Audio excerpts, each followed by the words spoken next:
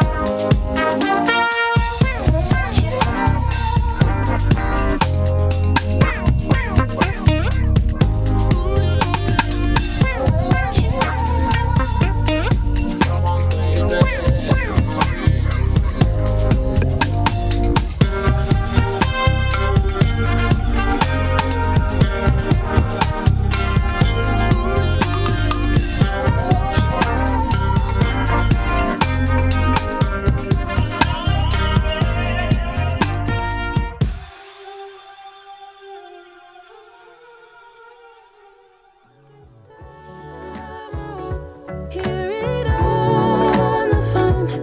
If you got something to say to me, then say it to my face. What it's all about, why you're bailing out. Think you owe me an apology. Just say it to my face. You're sorry. You're so sorry. You're so sorry. You're so sorry.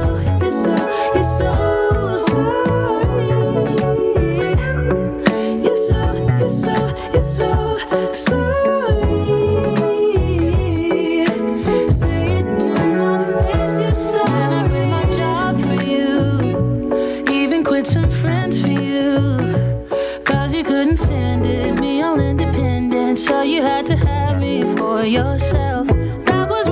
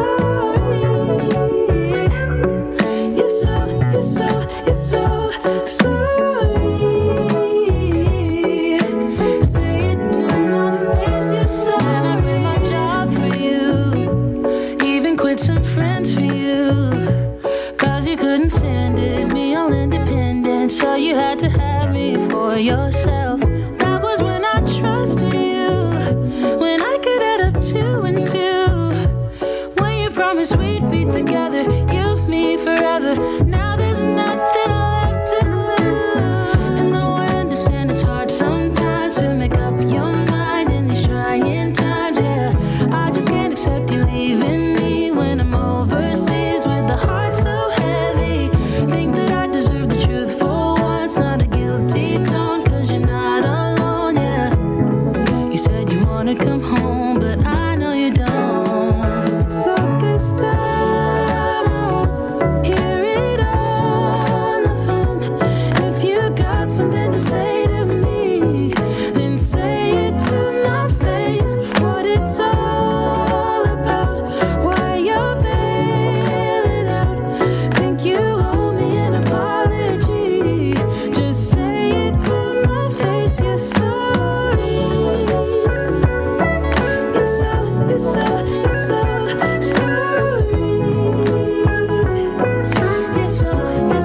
You're so sorry.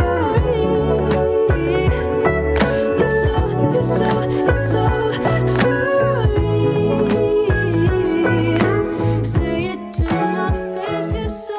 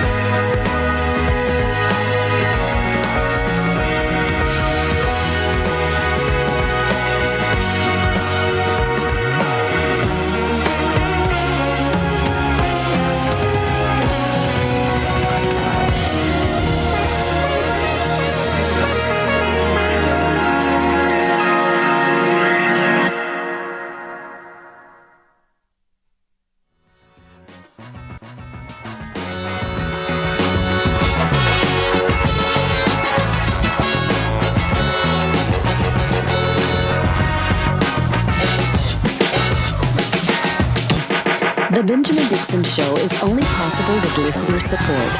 Go to www.patreon.com/The BPD Show.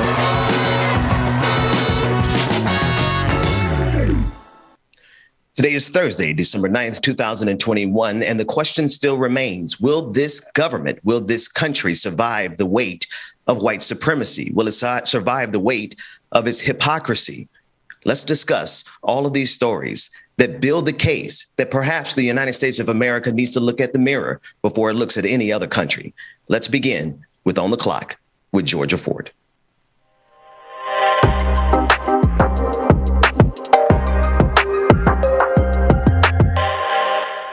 Good morning. We take a look at what happened in court yesterday for the trial of Kim Potter, the officer who fatally shot Daunte Wright.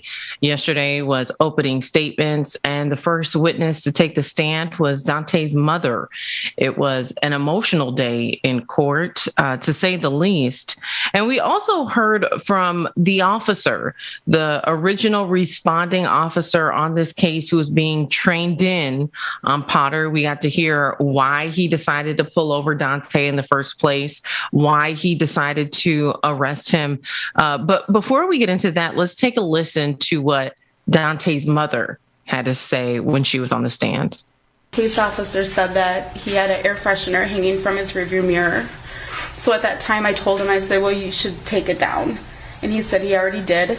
And then he said that they were also asking about insurance information. And I told him to, when the police officer gets back to the window, to please hand him the phone so I could explain the insurance and give him my insurance policy that we haven't added it yet. When you talked to your son, Daunte, how did he sound to you during that call? He sounded nervous. I heard the police officer come back up to the window. He asked Daunte to step out of the vehicle. And Daunte asked, for what? Am I in trouble? And I heard the officer say, I need you to just put the phone down, step out of the vehicle, and I'll let you know as soon as you step out of the vehicle. And then at that time, I heard the phone either being placed on an object, whether it was, dropped on the floor or placed on the dash, I'm not sure, but I could hear the phone being put down.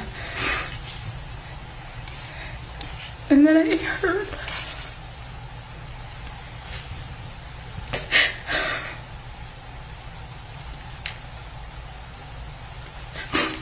the officer telling Daunte, no. And I heard Daunte say, no, I'm not. Don't. It sounded like he said, don't run. Daunte said, no, I'm not. And then I heard them say, somebody tell somebody to hang up the phone. Female answered the phone because it was FaceTime. She was screaming. And I was like, what's wrong? And she said that they shot him. So very emotional, Ben, yesterday as I was live streaming the trial. It's hard to watch, at the end of the day for Kimberly Potter, she's on trial here, but outside of Katie's testimony, we heard Daunte Wright on trial. We heard the officer who testified after Katie start to talk about the residue of weed that he thought he saw in the vehicle. And they talked about this warrant that he had and all of these negative things about Daunte. But after you heard Katie testify, you can't deny that that was her baby. And even hearing her detail how he left that day and she was helping out with his son and had just put the baby to sleep and was telling Daunte, shh, you're going to don't wake. I just put him to sleep. Those moments that I think we can all relate to as parents. But, the difficult thing here is at this point, this trial could go either way. Yeah, that's right, Georgia. And it's painful to listen to that mother have to recount the last moments of her son. And it's even more painful to realize that the system is adept and masters at putting the victims on trial. As you pointed out, there was more accusations against Daunte Wright, the victim, than there was evidence that shows what's happening here. And this is because this is how our system works. Right. It is something that we're even here at a trial. There was so many years where we couldn't even get to the point of a trial.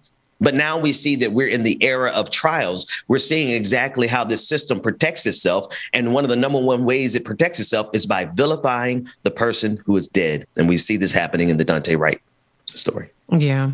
Yeah. Well, I'm also concerned about the jury instructions that have been published already, because one of them clearly states, and it's very odd the way that this specific piece of instruction has been separated from all the other instructions.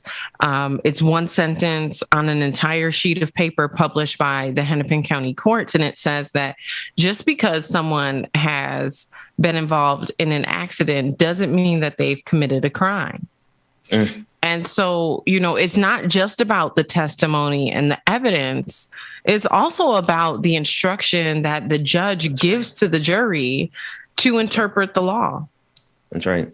They're doing everything they can The system is, I mean, we saw what happened in the Rittenhouse case. We saw how that judge went above and beyond to make way for Rittenhouse to be found not guilty. This system is doing everything it can to show white supremacy that it still reigns supreme in this country. And what better way to do that than to continuously tell it that it can get away with murder? Yeah. Yeah. Well, my heart goes out to Katie Wright and the family. I do believe we'll hear from other relatives of Daunte throughout the trial. But yesterday we heard from Katie. We also heard from the officer who pulled over Daunte. And we are expecting that this trial is going to last between 1 to 2 weeks. So several more witnesses will take the stand, including the Brooklyn Center or former Brooklyn Center chief of police, who will be testifying on behalf of Kimberly Potter. And some of the things that the defense alluded to in opening statements was that the chief of police has said Kimberly Potter was justified in even using her gun, even though she claims that she thought she had her taser. That's right. The defense has already put that out there, that the chief of police will testify in that instance. He has trained his officers to use their gun. And so that's why, you know, even though it'd be day 2 today, it's hard to say which way this trial will go. That's right. And wow, I mean, just hearing you put it in that fashion really kind of contextualizes how far this system will go to protect it. To say that in an instance where the rest of the world can look at this and say, you shouldn't even pull out your taser. He shouldn't even have been pulled over for an air freshener. And now we've escalated to the argument coming from the defense is going to be that, well, she was justified in pulling her gun. These are the stakes. This is the hypocrisy, and this is the asymmetrical balance of Black life versus the value of this white supremacist system. Well, and, you know, for context, people who don't remember when this happened, you know, Brooklyn Center is a suburb of Minneapolis, and Daunte Wright was fatally shot April 11th, halfway through the Derek Chauvin trial. Right. And so you had a community that was already traumatized by the murder of George Floyd, that was already the epicenter of this global movement for police accountability. And halfway through the trial, before a verdict of guilty could even be reached, we had another unarmed Black man killed by police. And so it was both devastating and re-traumatizing. And so now to be here less than a year later on this pursuit of justice and seeing the direction that it's going, we must truly ask ourselves, the world, quote unquote, changed after George Floyd, but what really has changed? That's right. That's right. The brashness and the caucasity, if you would, their willingness to just say plain face that they have the right to kill us, that they have the right to come into our cities and create a dangerous scenario, bring or acquire an assault rifle and kill 2 people and still be found innocent. This is the only thing that has changed, is the boldness of the arguments being made in court. And I use boldness kind of tongue in cheek because it's the absurdity of the arguments to the good faith actor. We look at what's happening in these trials and we can't believe some of the things these defense attorneys are saying, yet and still it's working. Yeah. Well, Ben, what story are you tracking this morning? So in the state of Georgia, we are gearing up for a combative primary between David Perdue, former senator from the state of Georgia, against the sitting governor, Brian Kemp, in the upcoming gubernatorial race against Stacey Abrams. Now, normally in this case, you would not have a primary challenger in the incumbent's party. But because Donald Trump is Donald Trump, he waded into the election and he was still upset about Georgia going to Joe Biden. And so he refused to support Brian Kemp Not only did he refuse to support Brian Kemp, he threw all of his support behind David Perdue, which is going to create a spectacular divide between the two factions of the Republican Party. I want us to take a listen, though, to the rhetoric that's coming from David Perdue already. Here's his announcement video, and listen very carefully how he frames the situation in the race against Stacey Abrams. I'm David Perdue. I'm running for governor to make sure Stacey Abrams is never governor of Georgia. Make no mistake, Abrams will smile, lie, and cheat to transform Georgia into her radical vision of a state that would look more like California or New York. To fight back, we simply have to be united. Unfortunately, today, we are divided, and Brian Kemp and Brad Raffensperger are to blame. Look, I like Brian. This isn't personal. It's simple. He has failed all of us and cannot win in November. Instead of protecting our elections, he caved to Abrams and cost us 2 Senate seats, the Senate majority, and gave Joe Biden free rein. Think about how different it would be today if Kemp had fought Abrams first instead of fighting Trump. Kemp caved before the election, and the country is paying the price today. It's time for a change. If our governor was ever going to fight for us, wouldn't he have done it already? We face an unprecedented onslaught from the woke left in Georgia and across the country. We cannot keep giving in and caving in to their demands. We simply must fight back to protect Georgia. My bold vision for our state is very simple. Completely eliminate the state income tax. It's time. Make our cities and states safe again. Take charge of our schools. Put parents in charge, not the woke left. Fight Biden's overreaching mandates like Florida's doing, instead of caving to liberals in the city. And let me be very clear. Over my dead body will we ever give Stacey Abrams control of our elections again. Politicians will say these comments over his dead body. Wow. Now, everything else that he said in that was already bad enough, but that was the key phrase. And in this year where these white supremacists are marching all across the country, where they are showing their fangs, they're showing how bigoted they are, I think that type of language has to be shunned and has to be relegated to the dregs of society. However, this is who Donald Trump wants to be the governor of the state of Georgia. Of course it is. Of course it is. Well, let me just say that is the most pathetic campaign video I've ever seen. You know, what happened to the days when people ran on their own merit and their own good character? That's mean, he is running on the merit of choose me because they suck. Like you're not saying because you're good. You're not saying because you have a proven track record that you're going to improve the quality of life for your constituents. You're not saying it's because you have experience in a specific industry and you know the interworkings. And so you can, from a legislative standpoint, work to make it work for everybody. You're not speaking to farmers. You're not speaking to the middle class.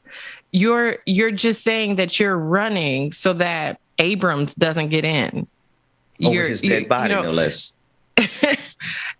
And so that's the thing about, and I think for me, why personally it's hard for me to be so politically engaged is because it's become more of entertainment. It's become more personal than it has about serving the people and doing good.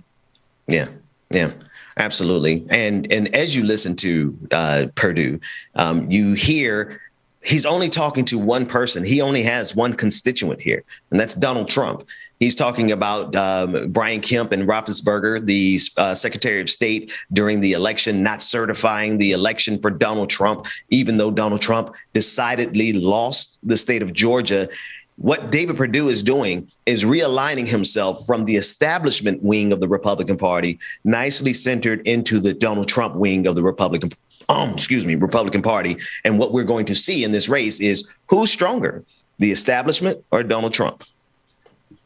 Well, and I think what we'll also see is when Abrams wins, is Perdue really going to be dead? Okay, I wasn't ready for that one. That sister, she has galvanized. she has mobilized, and I know that she has a strong team around her that's getting ready to strategize. That's right. Abrams has a track record of getting out there and working with the people in Georgia, and I think that she already has the list. And when you start talking about political campaigns, she's already organized in Georgia. That's right. She flipped the state. That's right. Those were her contacts. Those were the doors that she knocked on that got out and voted. So, I mean, the foundation for her to win this is already there. And so for him to make a claim like that over my dead body, where's the intervention? If there was a red flag for January 6th, that's right. Who would have intercepted or intervened? If you saw the sign that it was going to happen, people were threatening that they were going to do that. Right now, Purdue just made a threat. That's right. Over my dead body. Okay, so who's intervening? Is it the FBI? Is it the local police department, the sheriffs? Who is intervening to ensure that sister has protection throughout this governor race? That's right. That's right. Well, one thing I know for sure, the Black community needs to step up and make sure that in addition to the security, I'm sure her team is going to mount up a hefty security apparatus. But I also think that we need to make sure that our sister is safe, because this is coming down to a race-based issue. But Ben, Purdue it shouldn't be on us. It shouldn't be on us, because these people have shown us they will drive a car. They will send a 17-year-old across state lines with a rifle. And so we could be hurt in the process of trying to save her. This is where public safety should work for everybody. And he should be held accountable for the words that are coming out of his mouth. We shouldn't have to put our bodies on the line and sacrifice our own well-being and safety because he wants to be violent. He should be held accountable for that. Yeah, Georgia, I hear you and I feel you. But the fact is that there's nobody there to hold them accountable. There's no adults in the room. There's nobody behind the scene who's going to step in and save us or protect us. The FBI is filled with white supremacists, the CIA, whatever organization, the military, the police force, most certainly. We could be calling somebody to come help us and they would be the person to shoot us. And so when I say Black folks, we do need to take care of ourselves, because we can't depend on this system. This system is designed to kill us. And so I do fear for any of our sisters. Cori Bush is facing, Ilhan Omar, all of them are facing this virulent bigotry that is not going to be checked by anybody, because there's nobody to check it, because the people who would be considered to be the adults in the room, they're the ones funding this type of bigotry, this type of dangerous rhetoric. They're sitting back, laughing all the way to the bank while people's lives are being endangered. And Georgia, we have and as a woman of color myself, I mean, that's the thing that's always looming in the back of your mind, right? Especially for me, going out, covering protests. And even just here recently, we had a car that drove through the protest, and the police department has said that they have the license plate number of the vehicle. They're not even calling the person to find out whether they were sober or to ask them any kind of questions. They're not even going to look on their Facebook page and see if they have, signs and symbols of being in a hate group. They're not even pursuing it at all, because they said, the protest wasn't permitted. Wow. But, and so no crime had been committed. But you tell me, what is the definition of reckless driving? Because as a responsible, sober driver, if I see a group of people, I'm not hitting my accelerator, I'm hitting my brake. In fact, I'm probably going in reverse and turning around. I'm not driving towards a group of people. That's right. And so at minimum, reckless driving charges could have been brought forth. That's right. It's like you said, there is no one who's going to step up and hold white people accountable for their violence and their bigotry. Yeah. And it's to the point now, Ben, where it very well could be the root of the demise of our democracy. That's right. That's right. And actually, it's funny you should say that. And we have a caller before we get to, it's funny you should say that. Jason Johnson from MSNBC said one time that the seeds of the destruction of our democracy were sown when they signed the Constitution, because they did not rectify the problem of slavery and white supremacy. And so we are seeing now with January 6th, we're seeing those seeds come to bear. We're seeing them come to fruition, right? This is something that has been a long-standing issue in this country. In fact, it was founded on this issue. And I believe we have Dee from Houston. Dee from Houston is on the line. Dee, what is on your mind? Hello, can you hear me? Mm-hmm. Yes, we can. Good morning. Okay, good morning. I'm not gonna keep you long again. Today, well, two things. The story about the protesters, that's so disturbing, because that's some of the fundamentals of driving that you learn, that pedestrians have the right of way, and you're not supposed to do harm as you drive. So it's really sad that we don't have protection, but maybe our protesters need to start, dropping shards of glass and nails as they pass the street, so if a car tries to get them, the car can get damaged. I don't know. I don't know if we have to get crazy with it, but that's sad. That part. The reason why I initially thought was about Stacey Abrams, though. I was going to say that I think that she has to, well, hold on, let me go back. I am more concerned now that we see that the Democratic apparatus is supporting her, because sometimes she's left out there alone, even though she seems to always try to be, in their good graces. So I would like to see them actually support her, and for her to take the time to make many, different campaigns about what she's going to do for people to incentivize people to vote. Because as we see, we incentivize people to vote, and yet changes are slow for us. So I want her to be on the attack. I hear that. Dee, thank you so much. Thank you. I need to see the kind of support thrown behind Stacey Abrams, especially because it not just the raw support from the party, but actual policies. Because support isn't just spending money and helping her run campaign ads on television, right? Support is allowing her to run on some policy issues, because the people need some substance. Like you said, Georgia, in that David Perdue clip, he did not say a single thing about what he was going to do for the people. And so we need to hear from Stacey Abrams all the things that she wants to do for the people. Yeah, no, I totally agree. Dee, thank you so much for calling this morning. And Ben, I know that we got to get ready to wrap things up. What can people expect coming up in the next hour? Coming up, we're going to follow up more on the Ilhan Omar, Lauren Boebert story. It's just a never-ending stream of bigotry that's coming from the right that is going to a level of violence, Georgia, as you stated. We have to cover a little bit more of that. That's coming up in the next segment. All right, we'll keep it here for that and more on The Benjamin Dixon Show.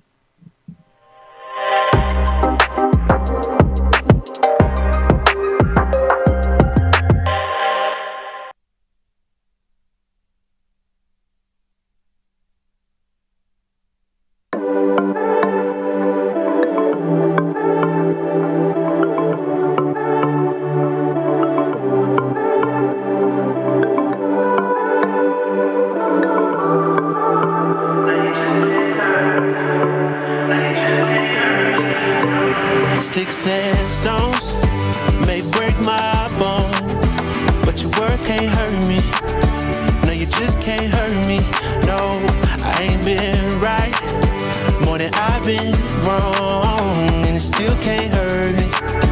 No, it just can't hurt me. No. No, you just can't hurt me. No, you just can't hurt me. No.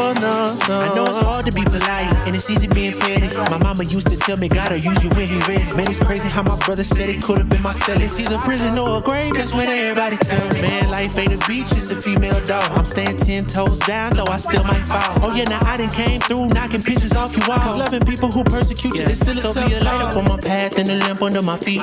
I know my faith strong, but my flesh still kinda weak. When that victory be looking like the verge of defeat, and I feel that disrespect, help me turn my other cheek and say, sticks and stones may break my bone, but your words can't hurt me. No, you just can't hurt me. No, I ain't been right more than I've been wrong, and it still can't hurt me. No, it just can't hurt me. No.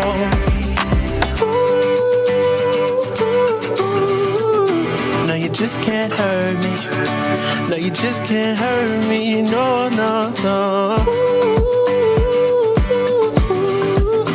No, you just can't hurt me. No, you just can't hurt me. No. See, it's hard to be polite. It's easy being petty. Mama used to tell me, gotta use you when he ready. Cause I ain't working on my own timing. Ain't got no diamonds on me, but I stay shining. Yeah, yeah. They say the world would be a better place if we take out the hate. Stop all the hate right now. Yeah, let's keep it real. It'd be better if we just subtract the fake. Yeah, so be a light up on my path and a lamp under my feet. I know my faith strong, but my flesh still kinda weak. When that victory be looking like the verge of defeat, and I feel that disrespect, help me turn my other cheek and say, sticks and stones may break my bone, but your words can't hurt me. No, you just can't hurt me. No, I ain't been right more than I've been wrong, and it still can't hurt me. No, it just can't hurt me. No.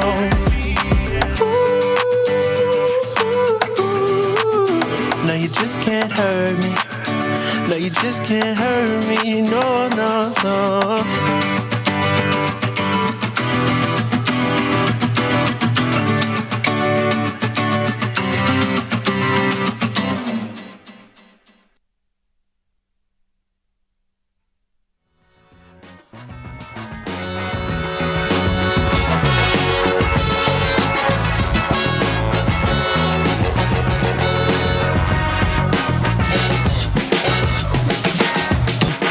The Benjamin Dixon Show is only possible with listener support.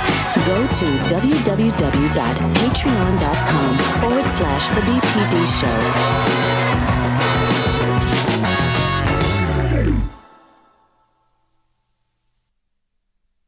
2021.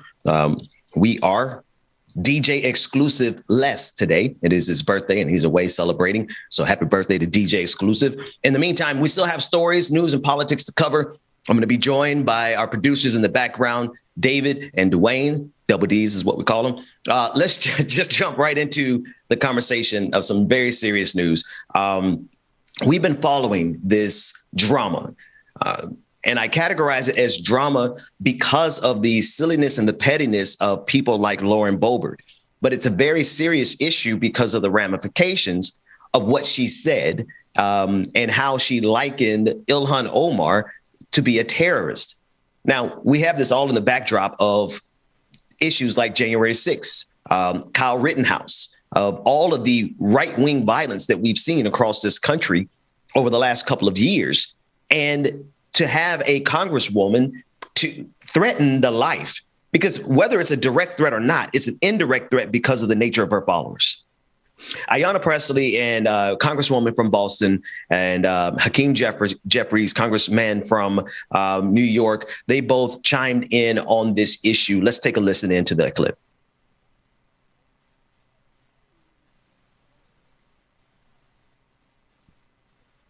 We have heard the hate and credible threats that have been directed at Rep. Omar and her staff.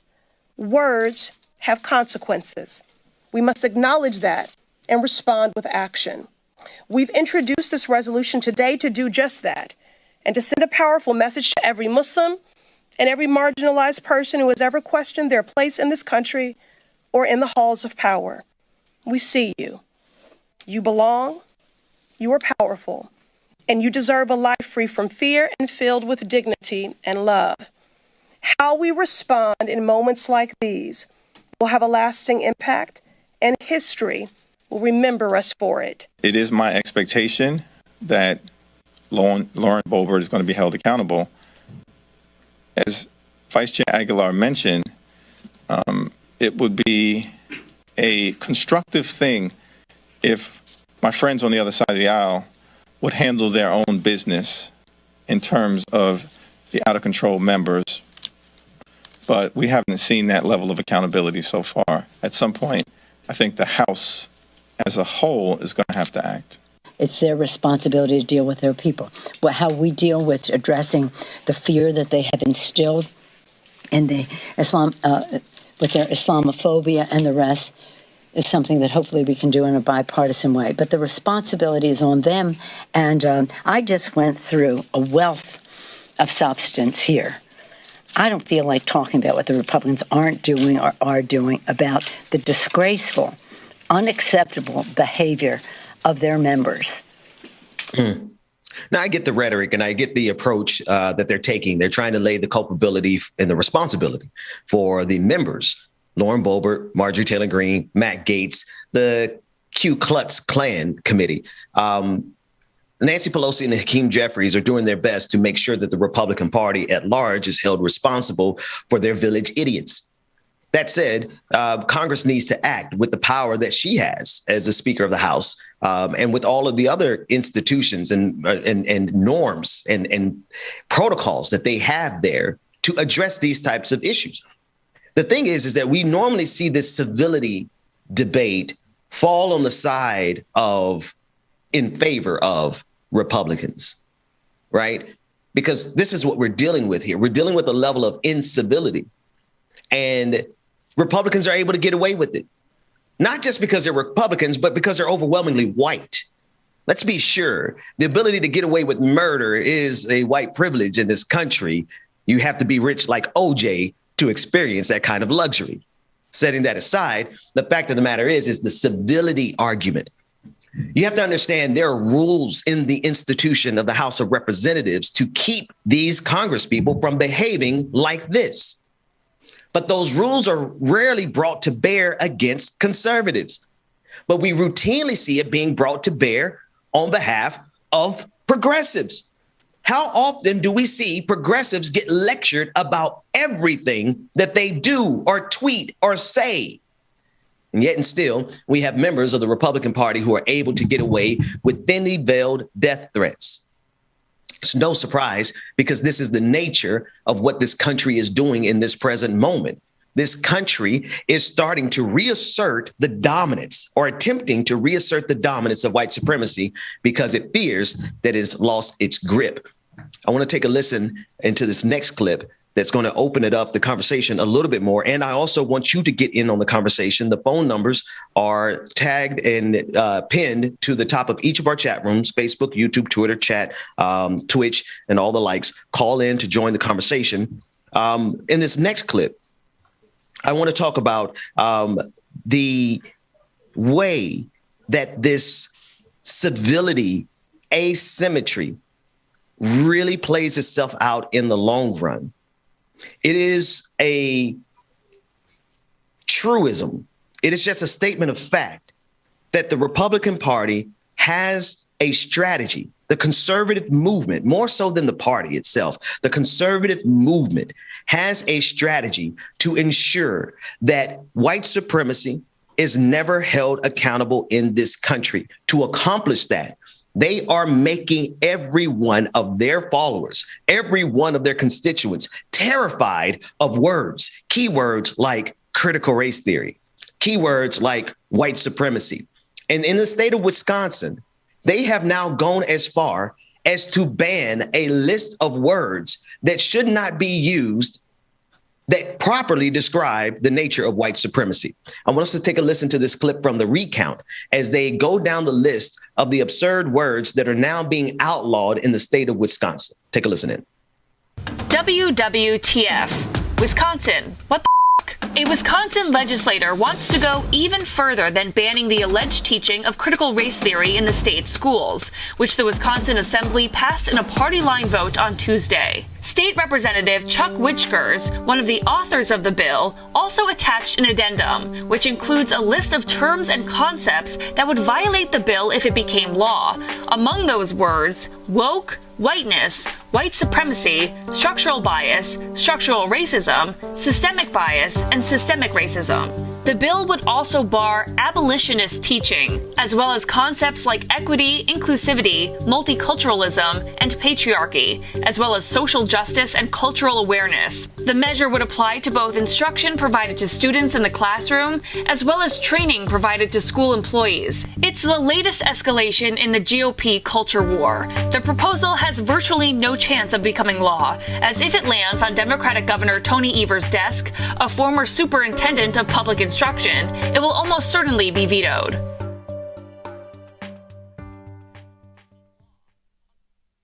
About this, interesting.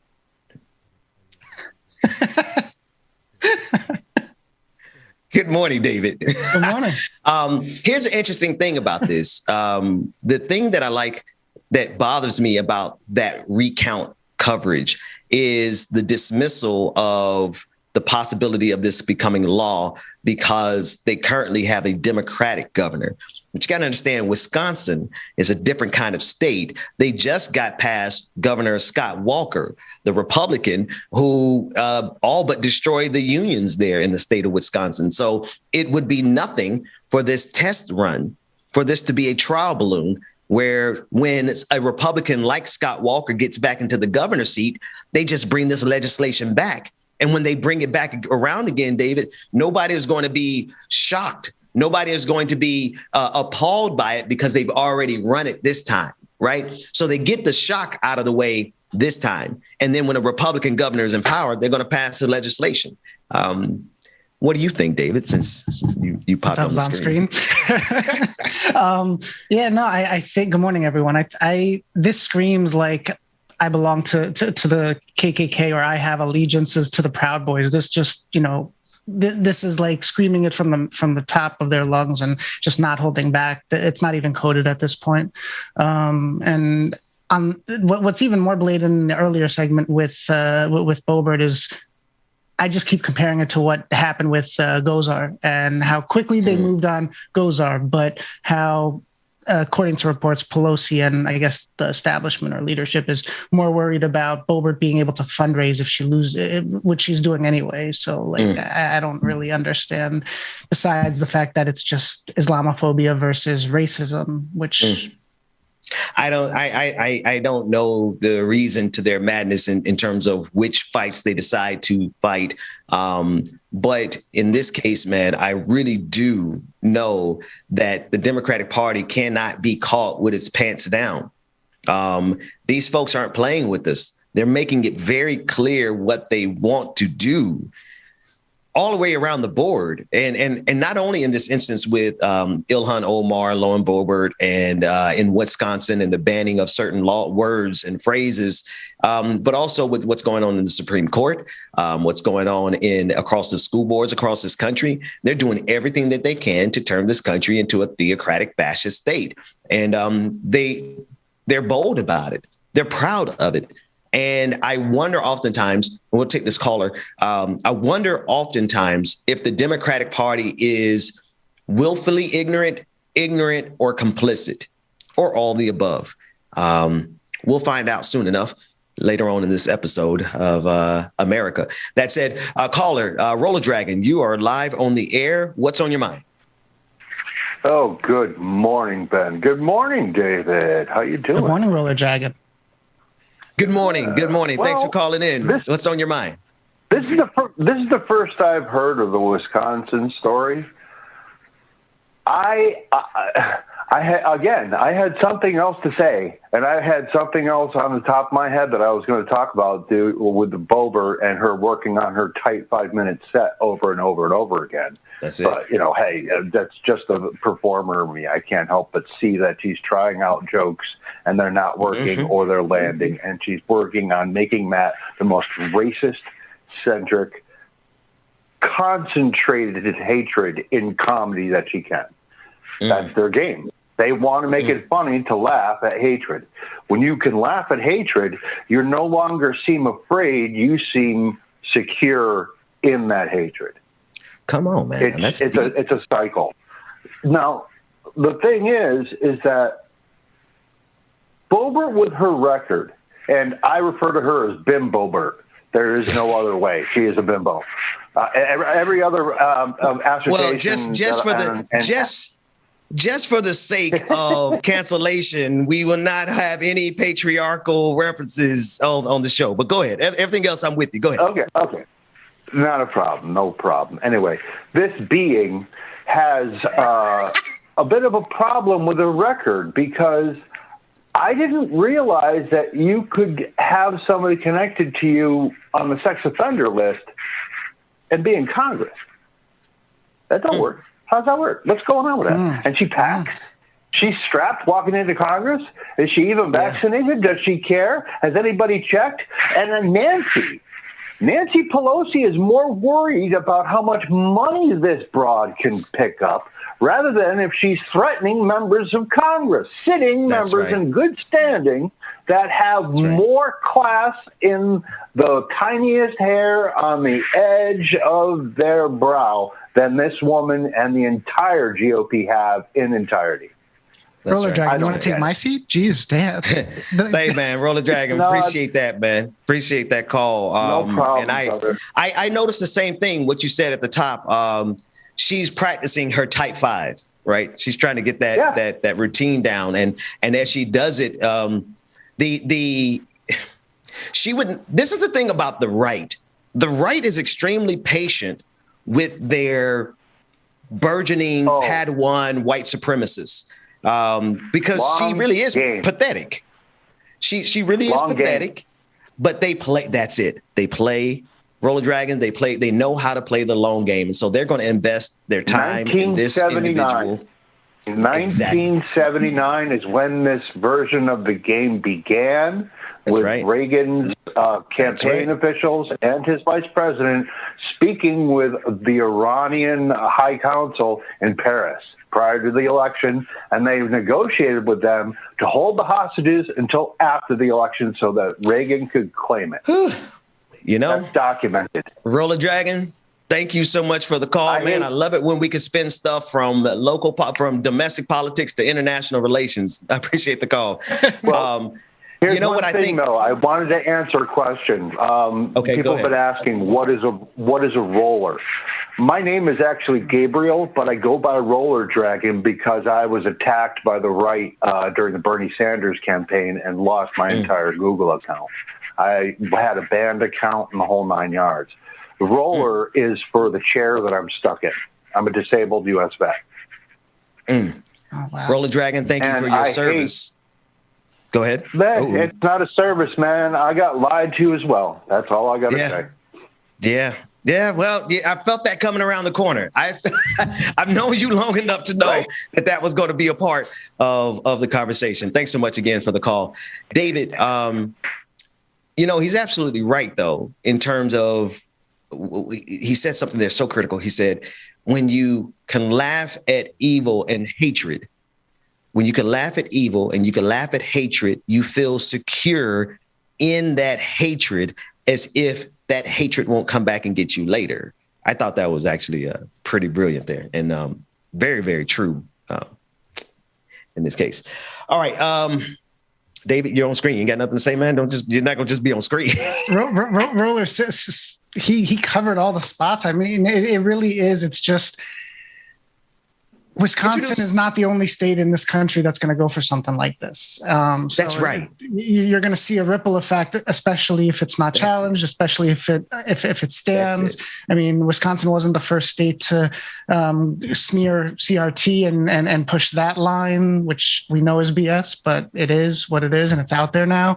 Mm-hmm. And I think that you're just going to, if Trump or DeSantis or whoever's running in 2024, this is all going to be part of that campaign. This is all going to be how they get that vote out while the left doesn't have a vote because everyone just is like pissed off and demoralized. Fighting each other. Yeah. Yep. And I can guarantee you, if we look underneath this, I would venture to say that this legislation has the fingerprint of ALEC, the American Legislative Exchange Commission. And they have a track record of taking a piece of legislation, testing it out in one state. Once they're successful in one state, they spread it across the rest of the country.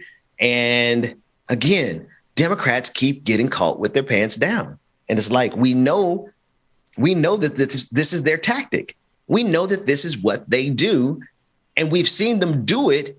But yet and still, Democrats are like, oh, my God, I have no idea. What could they possibly be up to? They're trying to take over the world. The same thing they do every single day. The Republican Party and the conservative movement are doing everything they can to not only take over this country, but to take over the world for their theocratic fascism. It's pinky in the brain. Sorry, it is. I couldn't help but to jump in there. It is absolutely pinky in the brain, but less on the brains, more on the pinkies. What's this next clip, David? You set it up. It was Tucker Carlson, Jones. Yeah, it's Tucker Carlson, and then just the ripple effect that he has. It's a. Sorry, David. Salute to Roller Dragon. It's Pinky and the Bimbos. No. Let's. Yeah, I do want my show to push the edge and push the envelope, but we're not going to sit here and get canceled. Well, talking about bimbos, and it's even funnier because I'm laughing so hard, and I shouldn't be laughing. I'm going to get canceled for laughing so hard. Go ahead, David. Get us out of here, man. Let's talk about male bimbos. How about that? Tucker Carlson spoke on his daytime show because he's given an infinite amount of airtime with Nigel Farage, who was a British Parliament member, I think, and a party leader and Trump supporter. And they feel that COVID feminizes people. I had never heard this argument that COVID-19 can feminize you, but let's listen to Nigel Farage and Tucker Carlson discuss that possibility. Or that quality. Yes. We're going to go and climb that hill. And here's why we want to do it. And we invite you, the public, to come with us on that journey. Amen. That is leadership.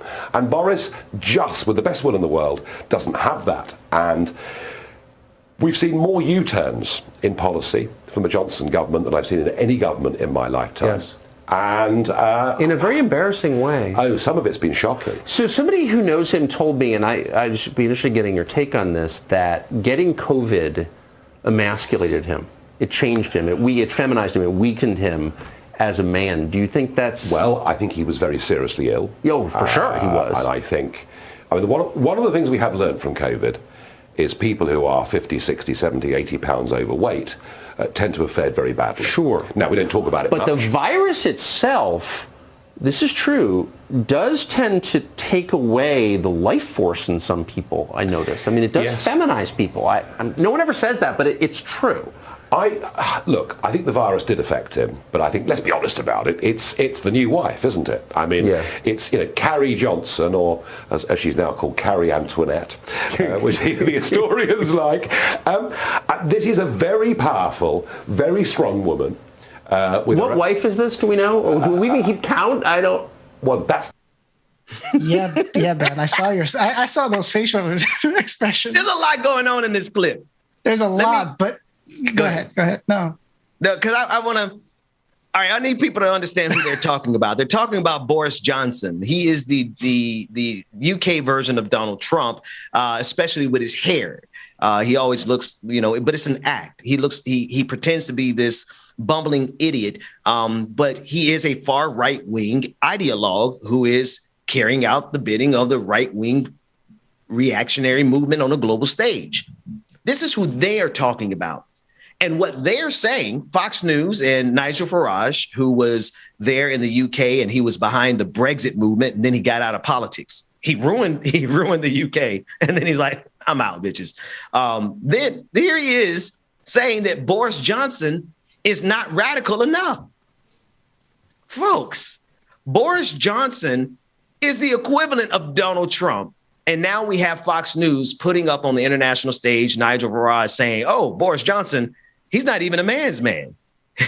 he's been feminized because COVID-19 apparently feminizes you, and somehow the feminization of someone equates to weakness in this sick, absurd, patriarchal world. David. Yeah, no, it seems like Tucker's really letting off something that he's been wanting to say for a really long time, and only says it in a coded way. If you're weak, you're not masculine. If you're, which is why I want to kind of like rhetorically fight him, because is he really as strong rhetorically speaking as he likes to give off? Because the image that he's giving off here is like he's a dad bod, and he's not even a dad, is he? Is he a dad? Like what excuse does he have? I think he has 2 kids, at least one, okay. Definitely one. Tough guy, tough guy Tucker. This is what we're going to. Oh, he definitely. Oh, yeah, for sure. Go ahead. What are you saying? You could see him posing in the mirror at night. And Nigel Farage. Nigel Farage, he's just the look at him on the screen. Chuck Diesel said Mr. Bean can talk. Isn't he the specimen of masculinity? Look at these two robust men. Don't they just make you feel nice and secure? Like if everything went to hell, these are the two guys you want to stand up on the screen with you. Man. David, what's going on with whiteness? Okay, now take me off screen, Dwayne. Now, I denounce these white people. I don't know what planet they came from, besides for the planet of Alec and Reaganism on steroids. But yeah, this is just on another level. Listen, David, I know you don't want to be held accountable for your people, but you got to understand, I can't let you off the case. Black folks are regularly held accountable. These white people have an illness. These white people there's just, I don't know if they were dropped numerous times on their head as babies or what's going on.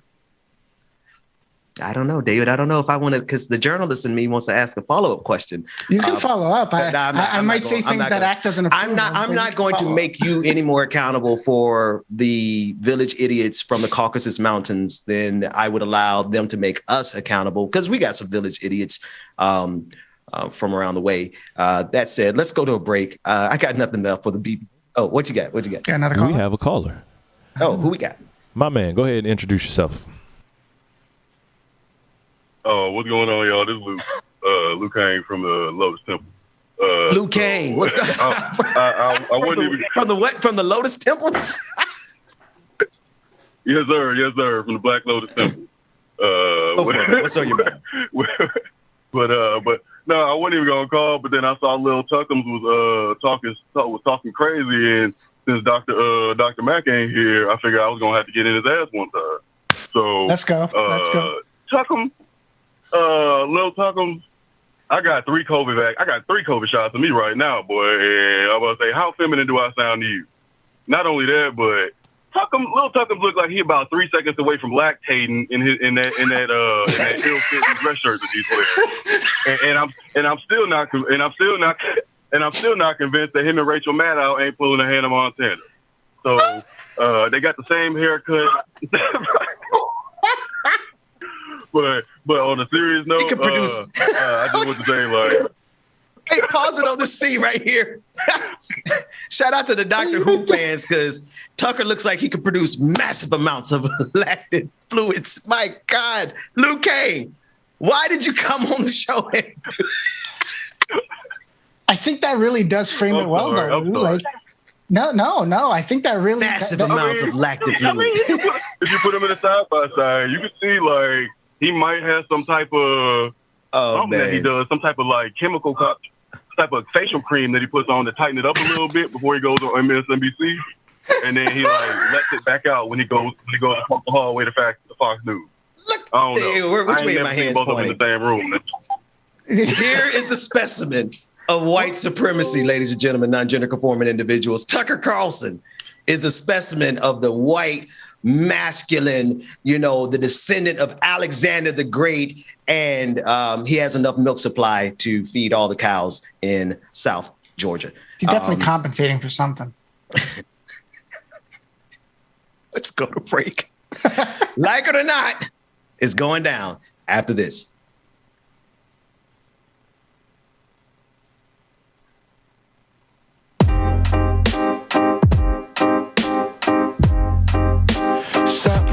Set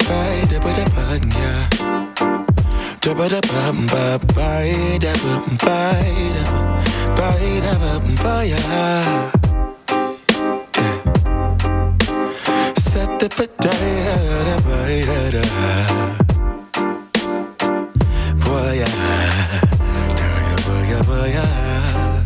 sunlight that always stays, dinner by the waterway. It's that sweet life. Raise your cross. Made some dude crack a smile.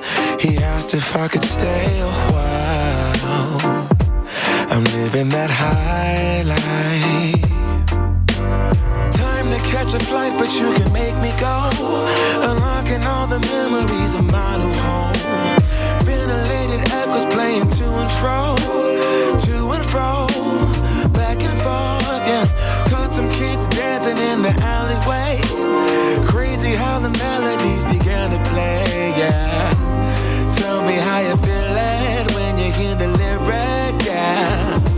My heart's in Stockholm. Now I never wanna go home. I left my heart in Stockholm. Now I never wanna go home. Shopping the girl, I brought a girl on my Vespa. She said I already told ya, yeah, yeah.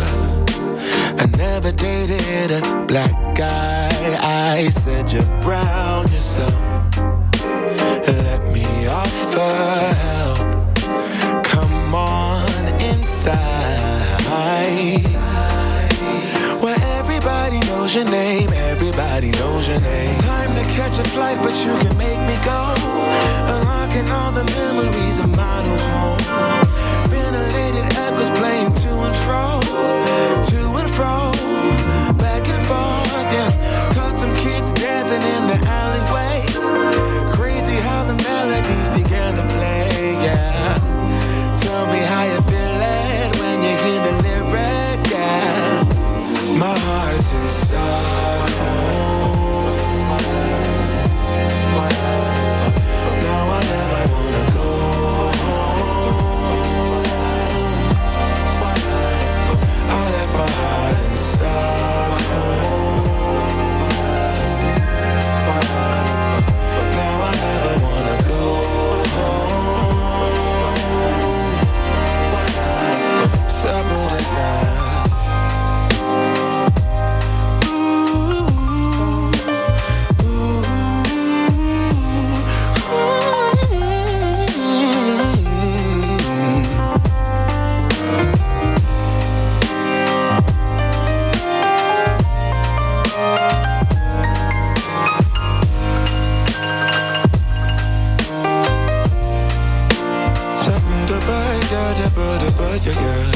Sunlight that always stays in and by the waterway. It's that sweet life, sweet life, sweet life. I never wanna go home, go home. I'm living in Stockholm, Stockholm. I never wanna go home, go home. Living in Stockholm, Stockholm. I never wanna go home, go home. I'm living in Stockholm, Stockholm. Yeah. Shut up, I got the bed, the bed. We got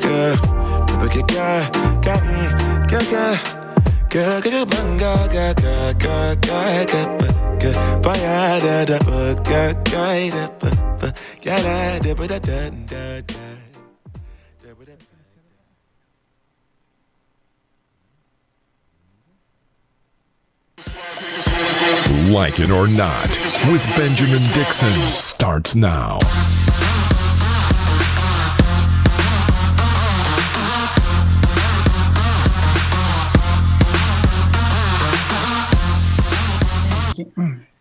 Good morning. Good morning. Good morning. Good morning. I don't really like, why is it like that because Bubba's not here. But usually my head, when I'm turned this way, it's true to the thingy. We're looking at each other, though. I'm looking at, it looks like I'm looking at you. You're looking at me. How you doing, sis? Yeah. I'm good. I'm about to say we're good, me and my personalities, but I'm good. I am good on this morning. I don't know. I bit tired, tossing and turning last night. Yeah, but I'm good. No stories to tell. No stories to tell. No stories to tell. Sound like happy birthday to my best friend Lucretia in Orlando. I'm gonna see her a little later, so happy birthday to her. She's the Jesus year. The Jesus. The Jesus year, 33. Everybody around me is turning 33, and I am still. Everyone around me. And they was like, "How are we moving on, Rebecca? And you're still 31. Like how?" Yeah, it's crazy. Yeah, how does that work? My daddy. So long story short, here's the story. Long story short, when I was younger, they had no one to watch us, and I was really a smart kid. So they wanted to put me in school. Jonas was already in this program, and then I was there with him. But I was always usually I was a little fragile kid. So when they would have to come pick me up from school, they're like, damn, we got to drive all the way over there to get her, this and that. So my dad was like, she needs to be in school. Then my mother, we all moved to Haiti for a little bit. They left all my documents there. All my documents there. And so coming back, back in the day, it was just like, need your shots. Really, we don't really need much. Like, it was just like, just go get your shots and stuff. If my dad went in and was like, Rebecca's going to start school. I started school at 4. So my dad was like, we're just going to go and get her shots, but they're going to ask me for her social security. They did not ask for any of those things. Wait a minute. I started school. Hang on. The way the story is developing, your father might catch a charge. I think we need to stop telling the story. Well, I'm a grown woman now. So I was in school I just turned 4. And I was in school with all like the 5-year-olds, 6-year-olds, same classes and stuff. And I had to go through it though. My dad was like, tell them that you're 5. Tell them that you're 5. And I would have to say that I was 5 up until somewhere down the line, was it high school, I had to come clean. I had to get my permit. So they needed real information, and I had to come clean, and everybody was confused. Like, so how you turn this age again? How? So all your friends are 2 years older than you. Yeah. But we all went to school together. We all in the same classes together. I mean, it's not a big deal. I mean, a lot of kids, honestly, Jeremiah is 3 going on 50. So I might as well enroll him in college algebra at this point. Yeah, that's exactly. Yeah, I was reading in like 3 languages. I was writing. I was, all of that. And they were just sick of me, like getting sick. Because again, I was fragile. So when I would be over there, like really far in the daycare or whatever, they would be like, we can't keep picking this girl up. And my school was right behind the house. So my sister, was responsible if I got sick to take me home. So, yeah. Well, I have no earthly idea how we got to that story. Yeah, because it is a good one. It's crazy. Well, we'll talk after the show. Let's get to the news. Before we get to the news. Yes. No, that's where I was going to go. Go ahead, Dwayne, set it up. And this is for Liu Kang, Rachel Maddow, and Tucker Carlson. They do kind of look alike. They do look kind of similar. They do. They got the same. What B call it? The bang yang. They got the similar bang yang. Yeah. Okay, so I'll say this before I talk about if they look alike or not, to see if that's part of my business, because that wasn't part of this show. But for the Benjamin Dixon part of it, what happened? What did I miss? What did Liu Kang say?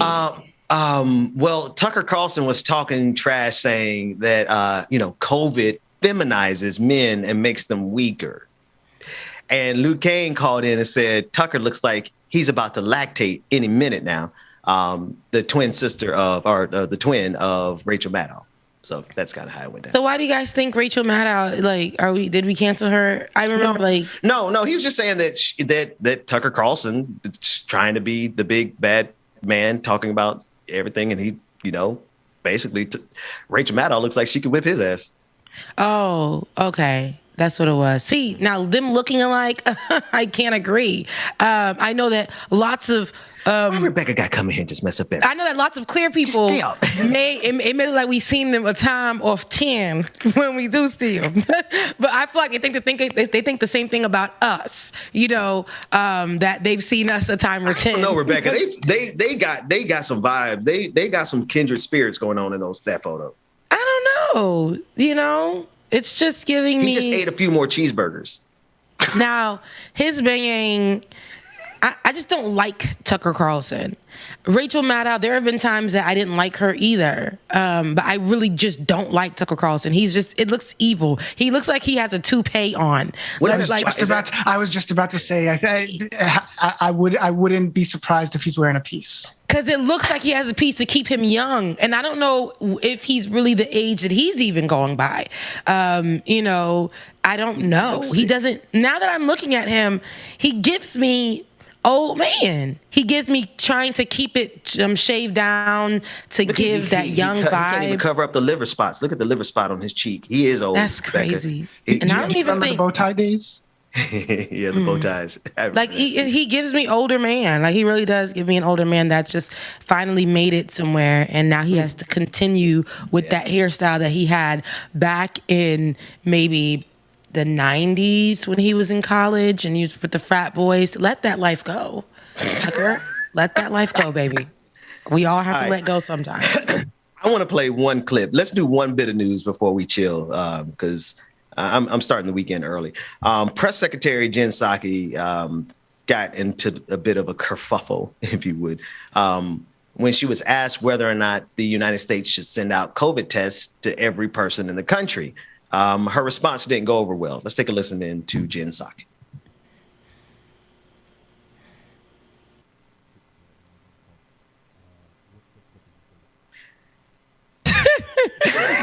I'm trying.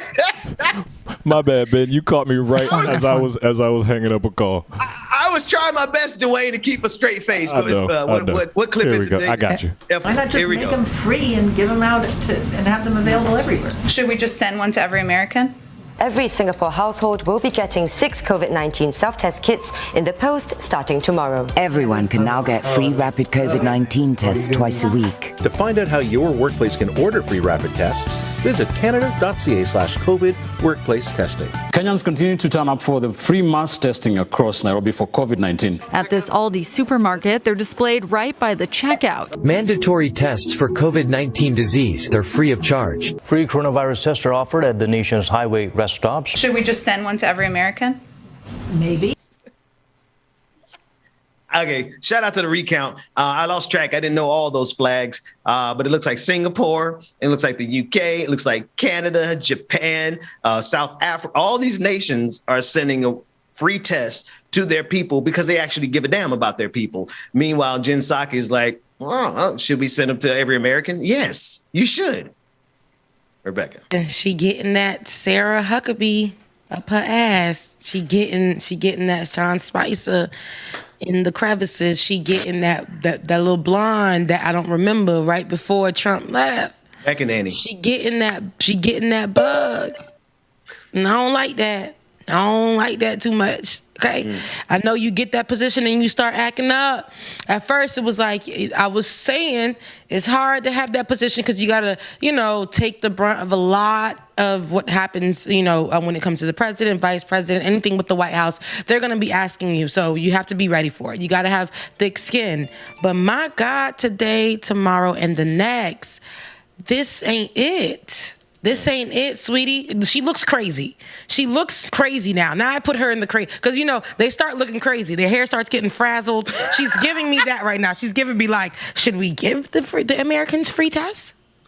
She's giving me, she's where shaking do they do up. That at? She's starting to she's giving me psycho. And I feel like her saying that is a representation of our leadership here. She is that already. I know people like to say, well, she's just answering questions. I mean, she's a part of this administration, and I feel like there comes a time. Look at her. There comes a time, and shout out to the recount for that. It was great. But there comes a time that especially when we take these places, and her being a millennial, when we take these places, when we take these positions, I know. She a millennial? We got to pick and choose. Yeah, we got to pick and choose our battles. We really do. If we want to keep our jobs and if we want to do that, yes, we do got to pick and choose. But this is the moment, baby. Everybody going to ride for you.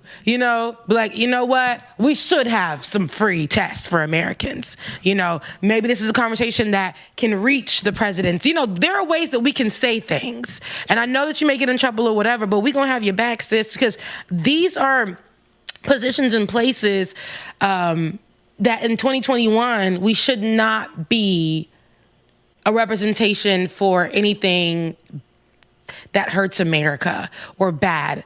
And I know that the many, many, many people who took the position of old girl, they've said things to benefit the people that they're protecting, which is the president and the White House. But right. I think at this point, like anybody who takes that stance, who takes this position, I feel like y'all got to start speaking up. I'm pretty sure, I don't know. I don't get that from her. I don't get that this is what she actually feels. I feel like this is ripping her apart. Look at her. I feel like she probably wants, everybody to be vaccinated. But when you start hanging with people who don't give it, when you start going bipartisan, when you start have to speak in a bipartisan way, you don't really give a damn. Like at this point, to everybody. Yeah, it's ridiculous. Yes, Heifer. Yes. Pretty simple. Yes, we should have been giving it to everybody last year, right? I mean, I don't know. I don't want to harp. I mean, Omicron is in. Omicron done hit our state. You know what I'm saying? And I feel like we wouldn't even be here. Everybody else ain't. We just the most. We the world.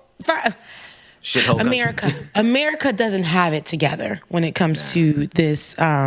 The pandemic, when it comes to this disease that's running rampant and creating new life forms, becoming new people, got different personalities and stuff, cousins, friends, mutating, transforming, all of that. Now, we're the worst when it comes to that. We have been the worst with the audacity to open up, But for her to say that, like for us to have the audacity to even stand there and be like, I mean, it shouldn't even be free. Remember when these companies, we were trying to, while we throwing out little vials and stuff with the vaccine in it. Remember when people were throwing them out at the end of each day? Oh, yeah. And then turning around to say that other countries had to pay for it? Yep. And remember when India, that whole thing, and they're probably still going through it because media just thought, okay, we've covered them enough. But they were literally in line for long periods of time just to get one whiff of oxygen. Carrying their loved ones, their deceased loved ones, on their mopeds because so many people were dead in India. And we have the nerve. Jen Psaki, give a test to everybody, damn it. She likes to do this. This is her thing. I'm starting to see this is her thing. She likes to mock. We saw what she said. They needed to look more into what was happening, even though the evidence is right before her. These are the things that I see. I don't like America. I don't even like, man, I don't want to talk about them more. I'm getting upset because Joe Biden didn't do nothing that he said he was supposed to do. Worse. It's about to get worse. You want it to get worse or you want to change and talk about some other stuff? Because we still haven't talked about the Supreme Court and Roe versus Wade. And then we got... we can talk about some other stuff. We got...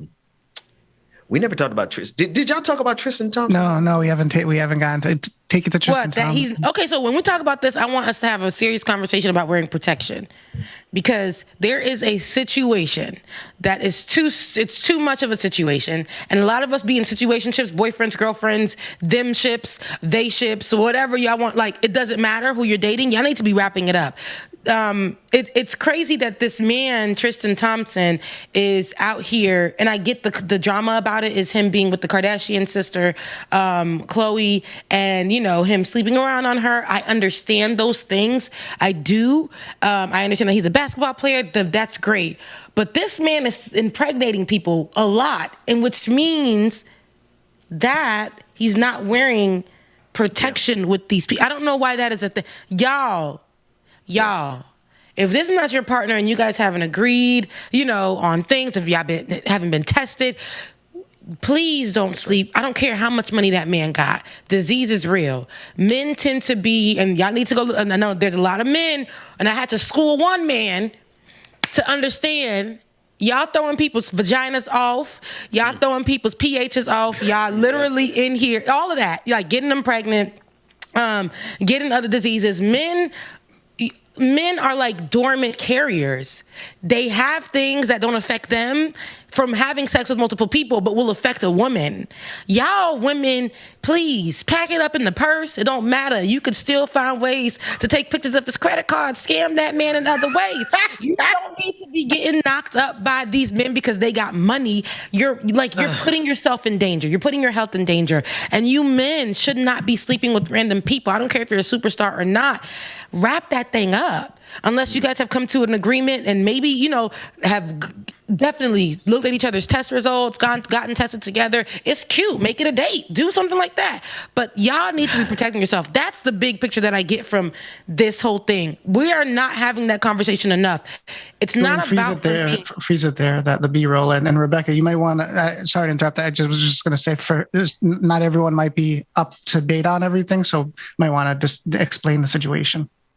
Well, that situation I really don't care about, but he knocked somebody up outside of, his relationship with Khloe Kardashian. And he actually presented a gag order for her not to have a conversation, her being the woman that he allegedly knocked up. And as we know, the history between Tristan Thompson and Khloe Kardashian is that them two have been in relationships. He cheated on her, had a baby with someone else, been with his ex as well, who he impregnated again. It's been back and forth, and it's ridiculous. It's ridiculous. I don't know. I don't really want to talk about what he's doing, his baby mamas, the money that he's given, whatever. I really want to talk about y'all need to be wrapping it up. Y'all need to be wrapping it up. I don't know why y'all really out here having sex with no protection. This is crazy. Like, y'all, and it's a pandemic. What are we doing? Scam that man another way. Scam him another way. And that's where I'm at with it. On the screen, I guess, David, is this a text message from him to? This was, and it was just for context. We don't have to read the whole thing, but TMZ. This is a text message from Tristan about. It's on the screen, so I'm going to read it. You know how I feel. This is to his baby mama. You know how I feel. My feelings haven't changed. Shit, if I know. Marilee Nichols, the one that just gave birth. You know how I feel. My feelings haven't changed at all. Won't be involved at all. By the way, you think having this baby is going to make you some money is completely wrong. You are aware that I'm retiring after this season. So in terms of support, it will be whatever is required monthly for someone who is unemployed. It's Texas, so it will be only a couple $100. So you're better off taking the $75,000 I'm offering because you won't get nothing near that with a kid having a father who's unemployed. All you will have is a baby with a father who has zero involvement with the child and a few $100s of child support a month. Yeah. All right. Well, wrap it up so y'all don't have to run into these kind of situations. Y'all don't have to do these situations at all. Like, and the fact that he's telling her to be quiet at this point, I'm like, you got to deal with all of this. Babies are a blessing if you choose to have them, whatever.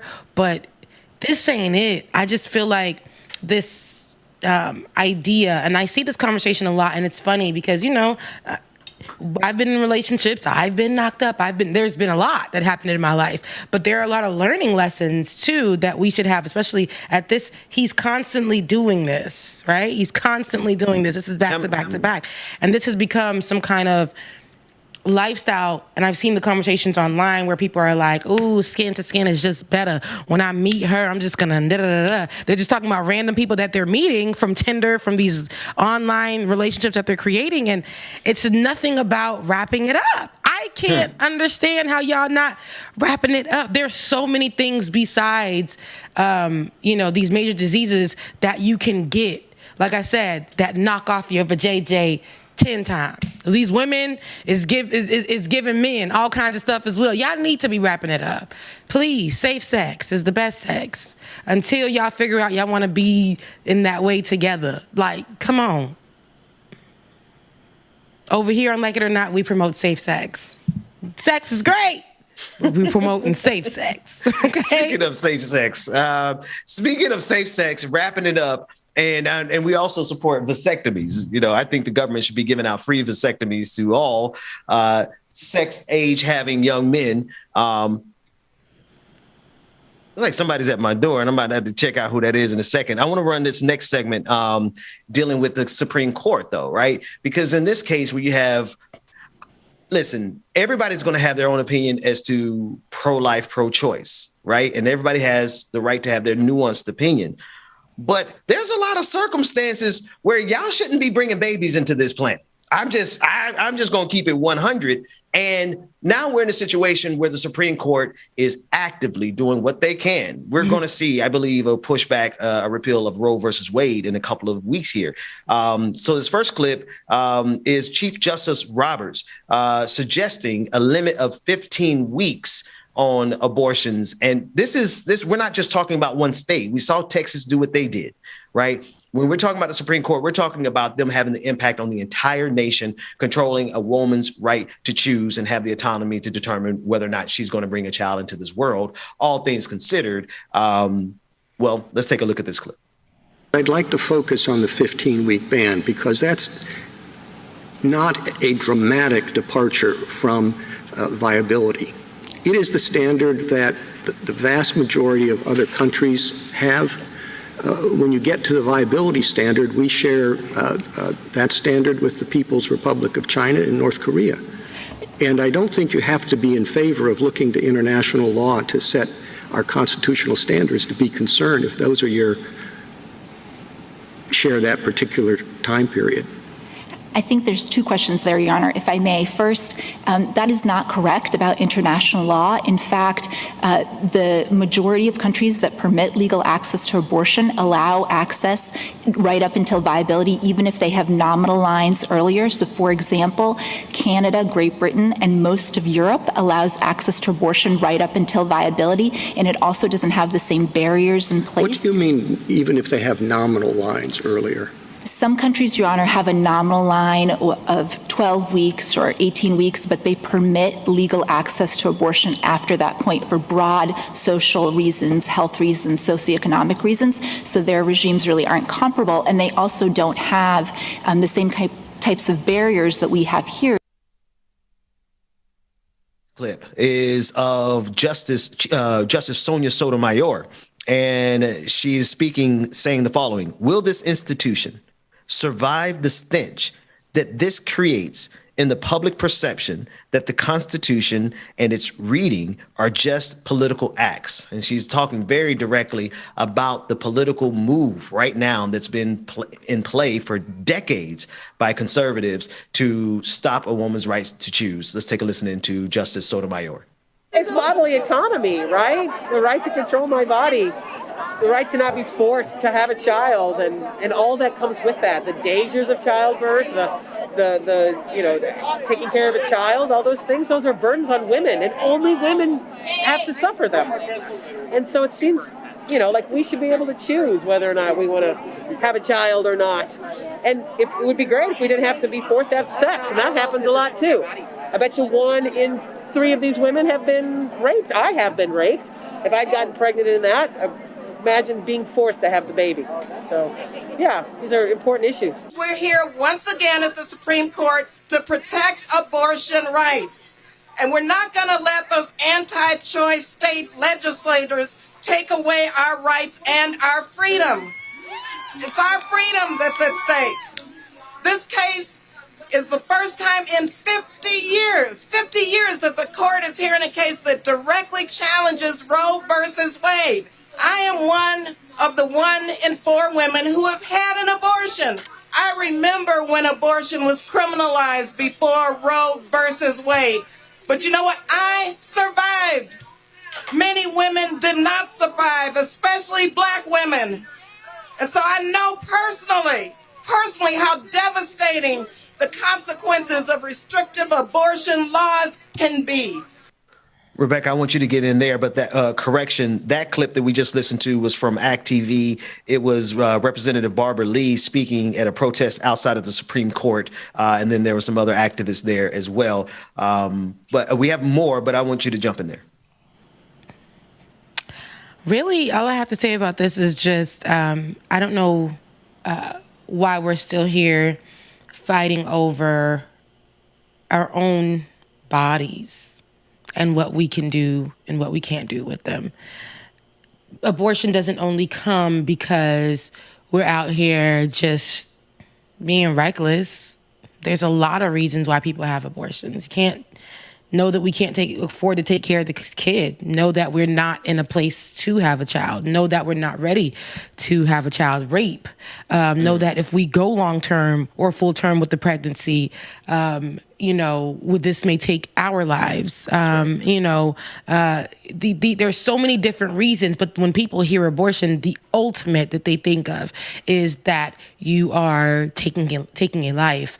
And she said something, and I was looking around, especially at these types of rallies, and I usually see in these abortion advocate rallies or in these types of things, like I'll see them in the front protesting in the front of Planned Parenthood, right? And they'll be there with all their signs, and they're usually mostly white. But we are a part of the struggle too. But I say this because when people are talking about protecting this, we only see the images through media when they're white women, but black women are going through this every day, and we know this. And at times they don't even have the capabilities to go into somewhere and ask to have these, I need an abortion, or can I be checked out for these such and such reasons or whatever. They're a part of the conversation too. They're a part of the fight, especially the black women. And I think that, this affects us as a whole. But when we have these conversations, people don't be ready for that.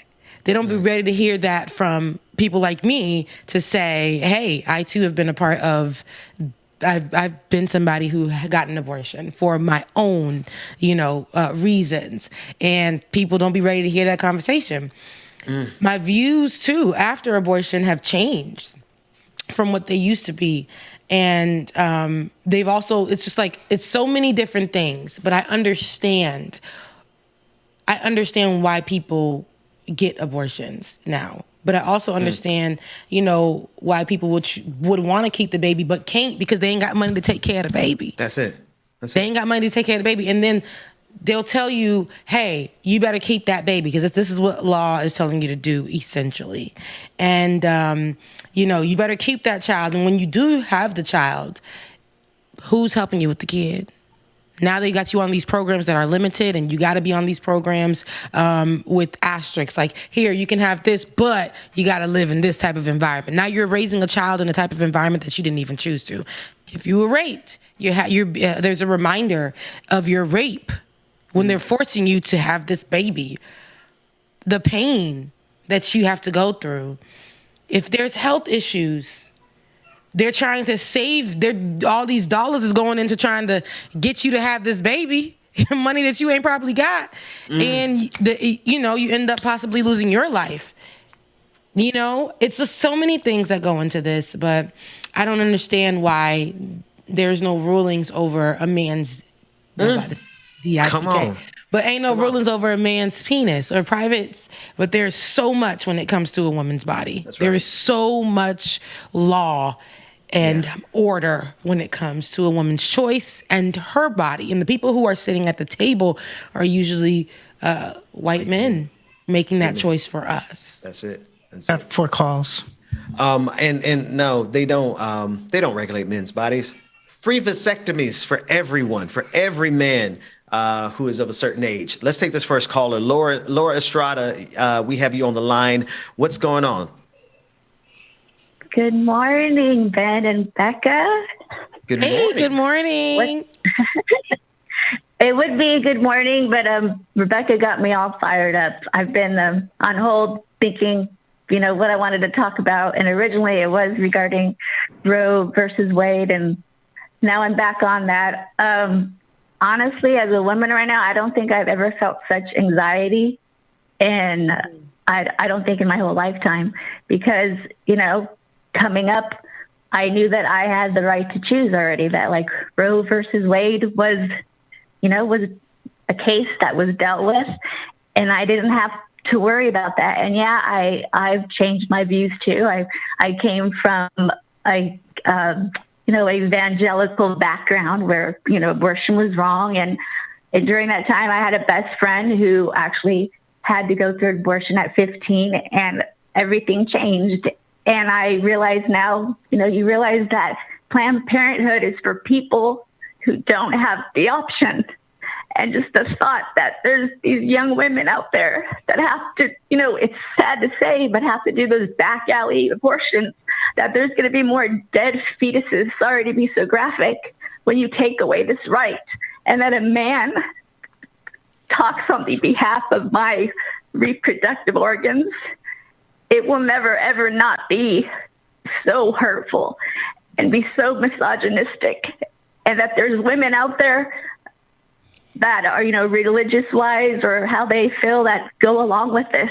Because we all know, Becca, that when you go to get an abortion, it's not the way people view it. It is nothing like the way it is. That women have to go in there and make this life decision a lot of times by themselves without any support.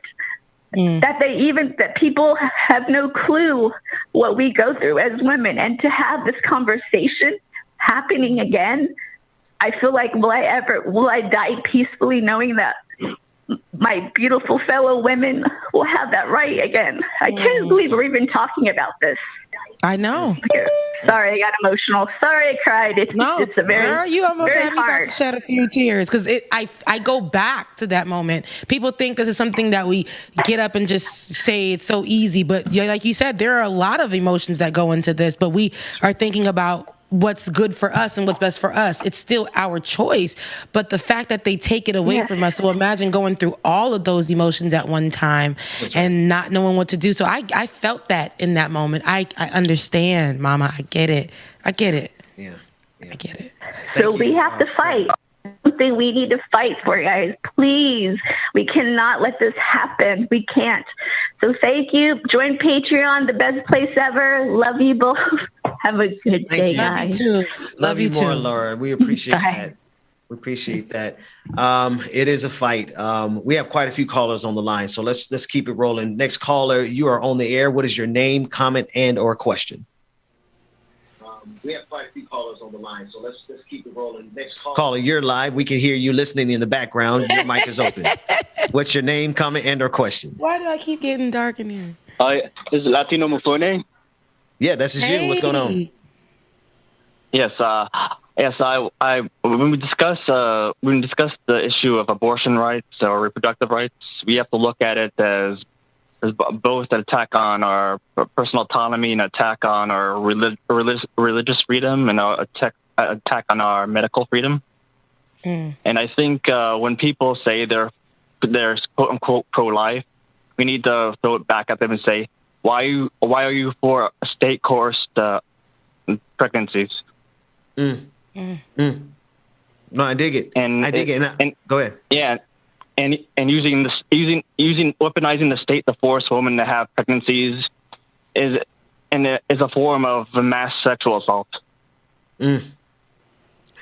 I don't disagree at all, man. I agree. I like and then to turn it back on them, all these people who say they're pro-life, Rebecca, and then they turn around and they create the conditions that force people to have to get an abortion in the first place. If you look at the stats, a lot of families, because two things, I love what you said, Rebecca, because it's not just reckless people out there having abortions. There are a lot of married couples that sit down and make this decision because they simply cannot afford another child. That's actually the majority of people who get abortions. That's right. That's exactly right. And so now you have all of these politicians who create these conditions that got everybody living paycheck to paycheck. Can't nobody have any savings, barely got health insurance if you have any at all. And then look at us and say, why did you want to have an abortion? Well, because we live in a system that won't let us get ahead if we try. Yeah, the Republicans claim that they want to stop abortions, yet they create the economic and social conditions which force people into positions where they need to consider having abortions. That's it. You said it perfectly. Thanks so much for the call, my friend. I want to move on to the next caller with the time that we have left. Next caller, you're live on the air. What is your name, comment, and or question? I want to move on to the next caller. Good morning, guys. Live. How are you today? Doing great. Good. How are you? Good morning. Good. I'm calling. My name is John, and I'm calling about the topic you guys are on right now.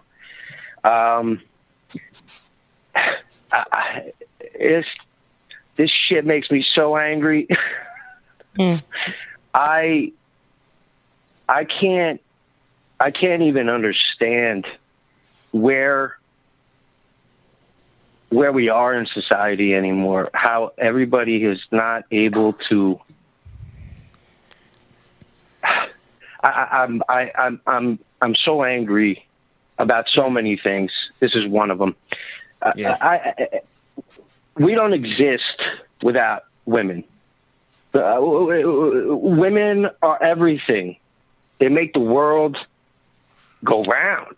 Whether we want to admit it or not, as a man, you got to be able to have enough of an ability to look within yourself to say that my eyes aren't lying to me. I see what I see. And women are attacked every single day. They can't make decisions for themselves. Their health, they're this, they're that, they're whiny, they're cranky. It's BS, okay? I'm getting to the point, I'm watching these pictures of all these wonderful women sitting down, advocating for a right they shouldn't even have to be doing. That's right. That's right. And at the same time, it makes me angry because to me, as a liberal, I feel that we sit on the sidelines for too long thinking that if we just sit still and we bring this all around and bring it all together, that we'll get this done. I'm starting to feel more and more as an older white man that the unfair way that everything is played against every person in this world, except what apparently appears to be us white men. We can call the shots with whatever we want, and apparently we're the ones up on the Senate floor and all that stuff making those decisions for all the women in the world. But at the end of the day, I'm starting to feel like I'm having conversations with other friends, and that as liberals, we tend not to be someone that wants to push any type of heavy movement or show strength and power or even anger. And at the end of the day, to me, women, if this were to go through, if women were to stop doing everything they were doing and get out into the streets and march and bring the entire country to a halt, working-wise, everything, a mass walkout, there's not enough understanding that even if we are liberals and we don't choose to go in a way of violence or hatred or anger, that we have to still be willing to face that force somehow and be able to bring ourselves back from the brink and say, we're turning this on right now because what needs to be brought to fight the fight that's being brought to us. But that we have the ability to then step back and become ourselves again. Women need to be able to have the ability to choose everything in their life. We don't exist without you, but you have more power than you understand. Sometimes I even think as a man saying that. You could bring the whole country to a halt.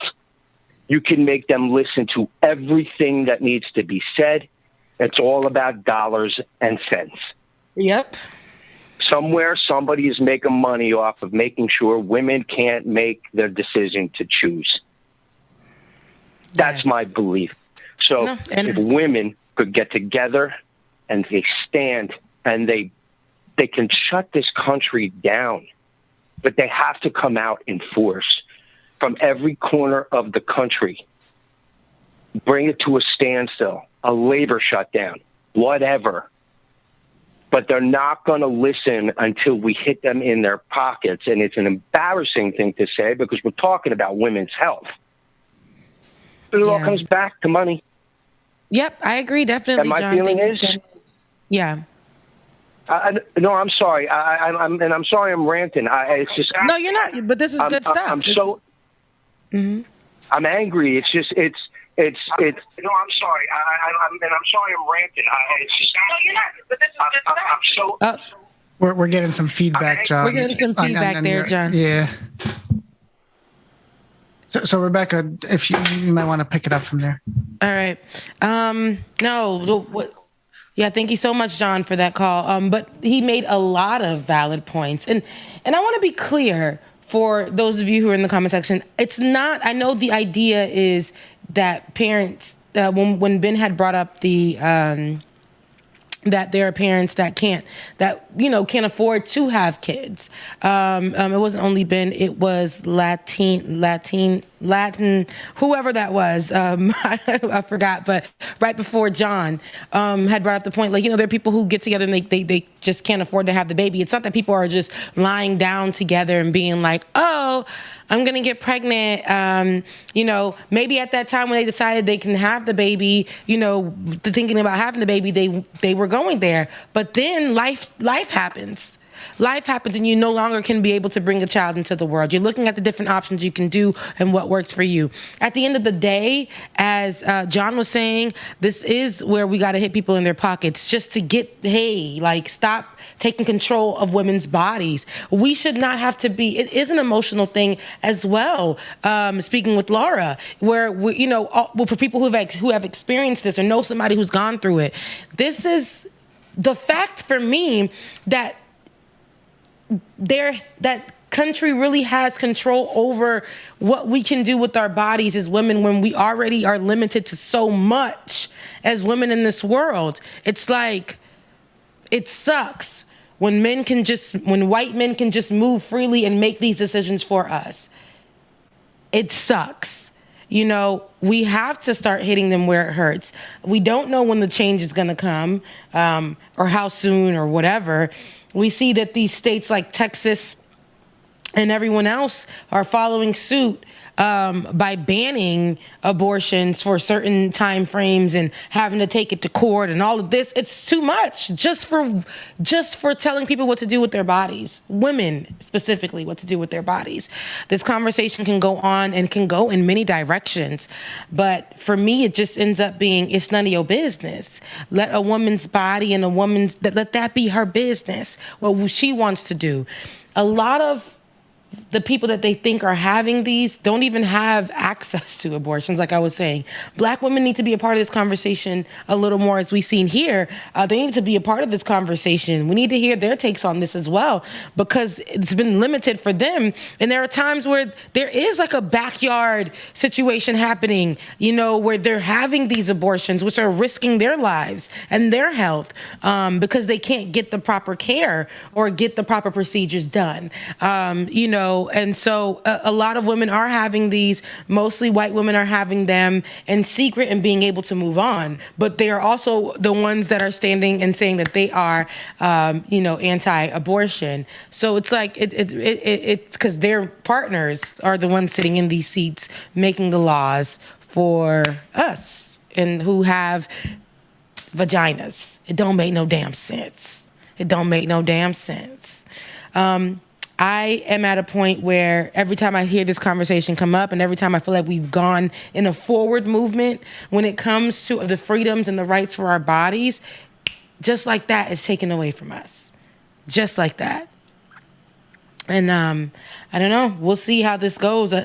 We can't put this one to rest. We can't say, okay, we'll get back to abortion laws and we'll get back to the rights for women's bodies. We got to keep continuing the fight. And it sucks because it feels like, it's not feels like, it is another thing that we have to add to our agenda that we're already fighting.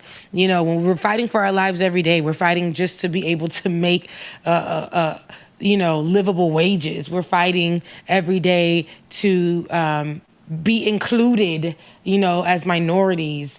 We're fighting every day for people to recognize that just because my sexuality is this, doesn't mean that I can't be somebody who works for you or somebody who is nice or whatever. We're fighting every day for all these other things and how to be people, fighting every day for people to recognize, hey, me being black is not an issue and my life matters. It's so many fights that we already have to go through. And I know me saying not to give up on this particular fight, it is stressful. It's just something else to add. But guys, I was thinking the other day. I know you said 2 more callers. We got 10 more minutes. We'll take them in a second. But I was thinking the other day, and I'm like, damn, so much fighting that we have to do. I almost want to give up every day. I do. There are times where I just be like, I don't want to do this anymore. And there is going to be a time, I'm going to tell you right now, where I ain't going to do it anymore because I have to be able to live my life where I'm not fighting every day on the forefront and I'm not living my life. That's what it honestly feels like. But right now, there are days I just feel like, damn, I don't see any change. I don't see anything happening. I don't feel anything happening.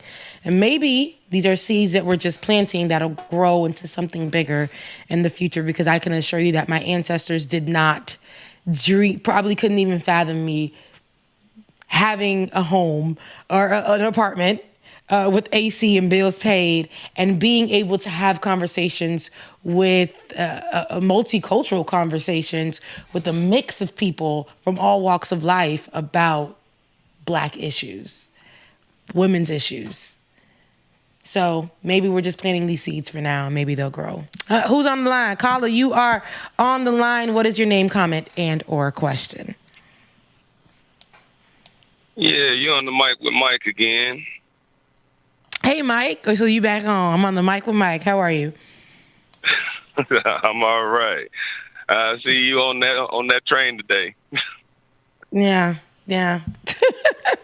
I'm definitely on that train today. So what's your I got another question for you. Okay, so I've been hearing about the abortion issue again. Let me go ahead and just say I'm not really too much with the abortion thing, but I feel like it's a woman's choice to do what she needs to do. Mm-hmm. When do we start thinking about the fact that us as basically as Americans, we're making a whole lot of criminals right now? What do you mean by we're making a whole lot of criminals? We're making a whole bunch of criminals by basically just making women have kids that they don't want, because basically they're not, the children are not going to want to. The women are not going to want to take care of these babies like they would take care of their actual children. So therefore, that child is going to get neglected.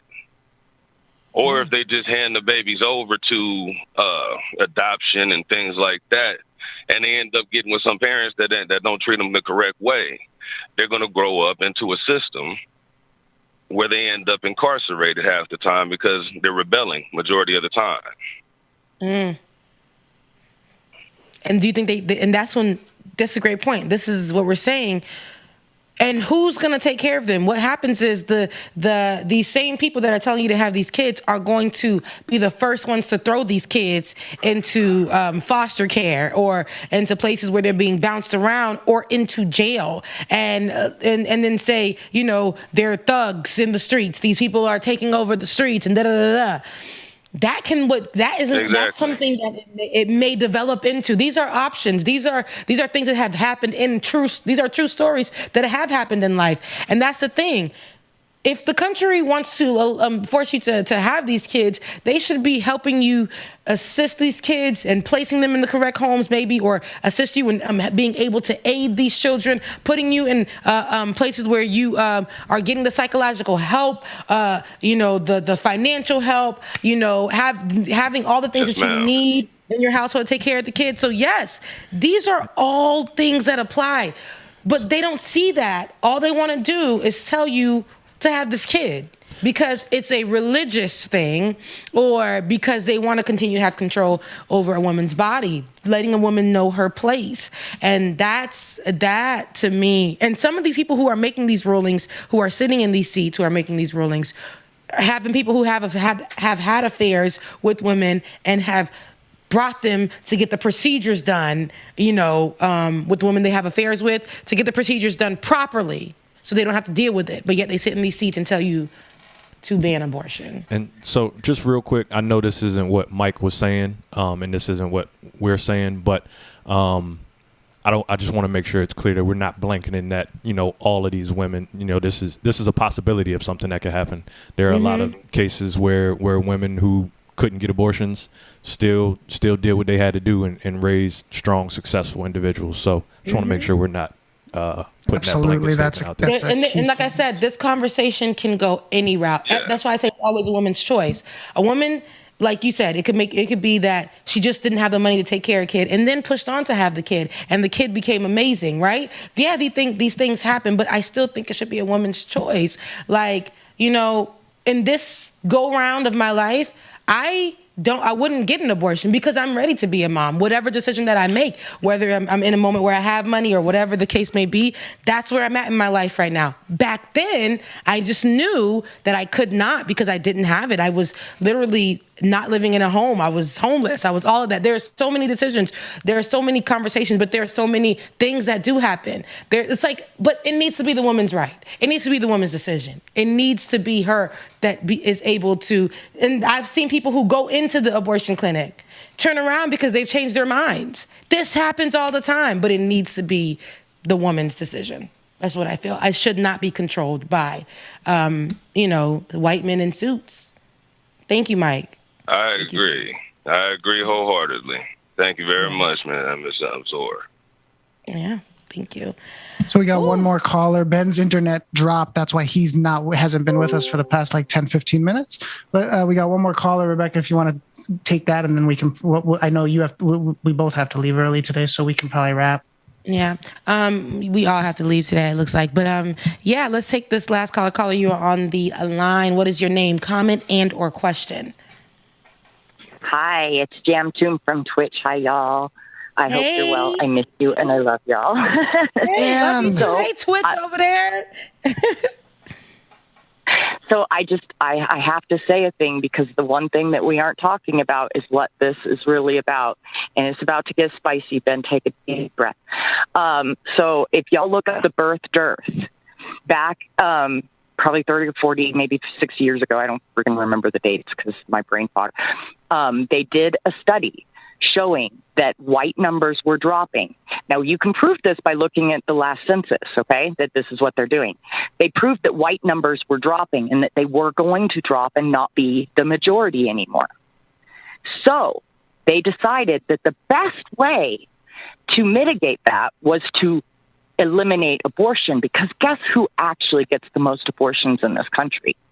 It's white women, because they want to carry your little white supremacist babies. They're done with that. So, little white boys, if you are tired of not being the majority and you are tired of being beat down and your little fragile egos just can't take the fact that nobody wants to sleep with you anymore, you better change your behavior.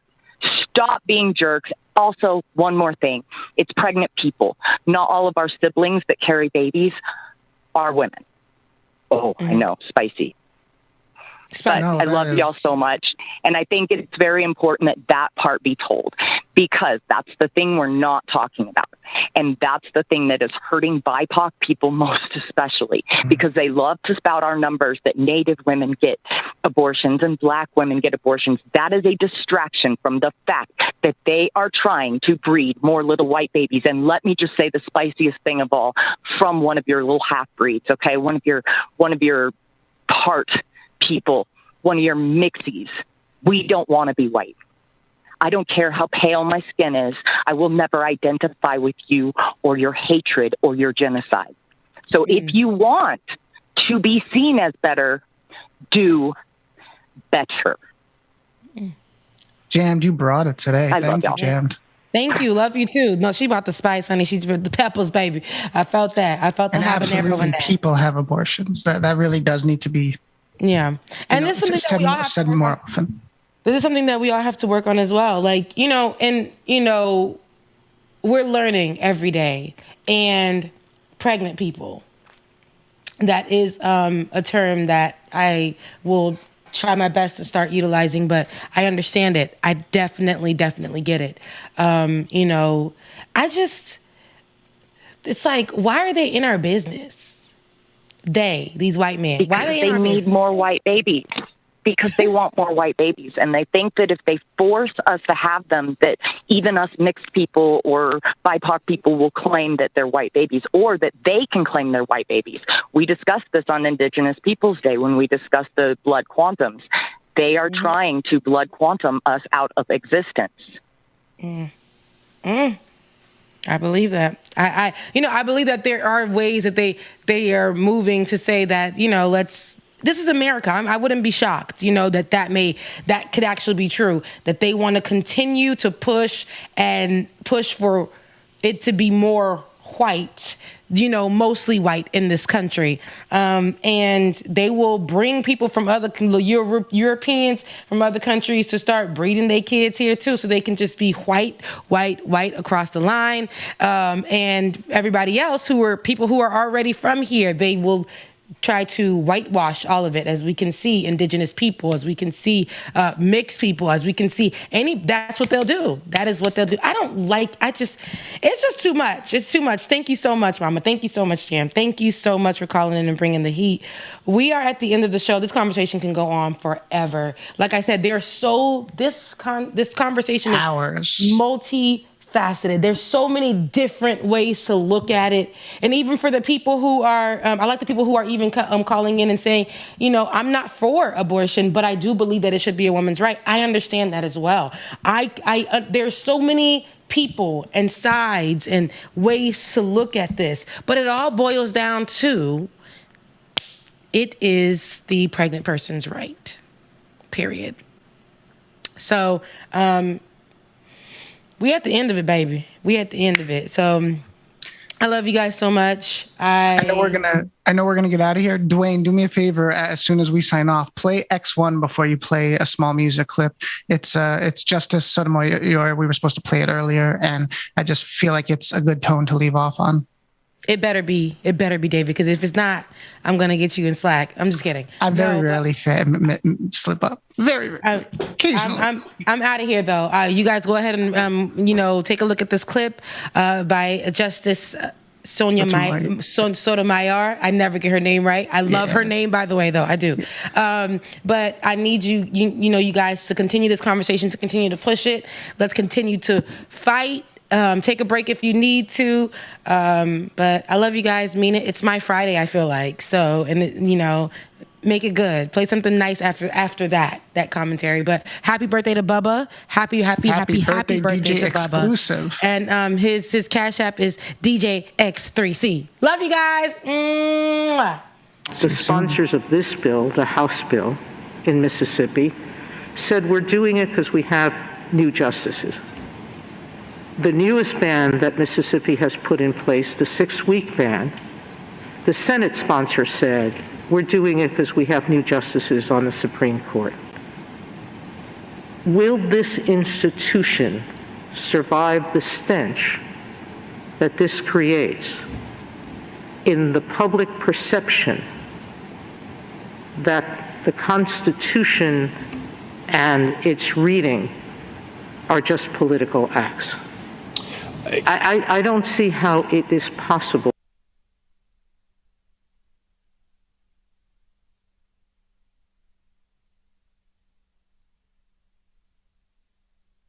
I could really use a change of scenery. Yeah. Everybody smoking all the greenery. Yeah. Close the match 'cause they were handed down to me. But I'm still fly, I know.